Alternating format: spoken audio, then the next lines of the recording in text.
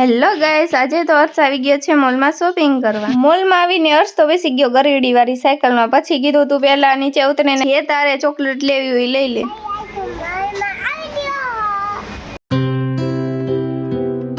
Chocolate લઈ લીધી ને પછી તો હર્ષ કે હાલો હાલો હવે તો મારે વેફર લેવી છે. હર્ષને તો વેફર એટલી ભાવે ને કે હર્ષ તો દોડીને હારવા જ માંડ્યો તો વેફર. મોલમાં આવીને હર્ષ તો ચડી ગયો તો ફૂલ મસ્તી. પછી હર્ષના પપ્પા કે પછી નખરા કરજે, પેલા જઈને ઓલે ટ્રોલીમાં મૂકીએ. મોલમાં તો હર્ષ કરવા માંડ્યો તોફાન, કારણ કે એને લેવી હતી બોક્સ વાળી વેફર. હર્ષને તો ખબર જ છે તોફાન કરે છે એટલે ઈ તો મને લઈ જ દેવાની છે. તો હર્ષ પાછો બેસી ગયો છે સાયકલમાં. પછી તો હર્ષનો લોટી ચોખ્ખો રહી ગયો એટલે હર્ષ તો કે હાલો હાલો પપ્પા સામે લોટી ચોખ્ખો હાલો આપણે પેલા ઈ લઈ આવી. પછી તો હર્ષે ડાગલા વાળું બરસ ભર્યું તો કે પપ્પા મારે તો આ લેવું છે. પછી હર્ષ તે તો લઈ લીધું બરસ. પછી આવી ગયો મેંગી લેવા, અને મેંગી ગેસ હર્ષને બહુ જ ભાવે છે, તમને ખબર જ હશે. એ પેલા બ્લોગમાં આવેલું છે અને તમે જો એ બ્લોગ નો જોયો મેંગી વાળો તો પેલા જઈને એ જોઈ આવજો.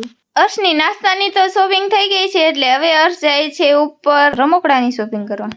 ઉપર આવીને હર્ષ તો રમવા લાગી ગયો તો ગાઈસ. પછી કીધું હાલા આપણે પેલા જઈ રમકડાની શોપિંગ કરવા.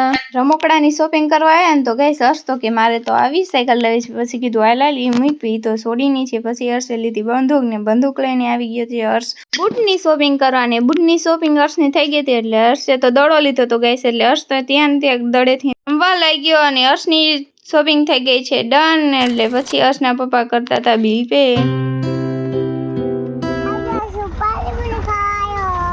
નથી ખવડાવી.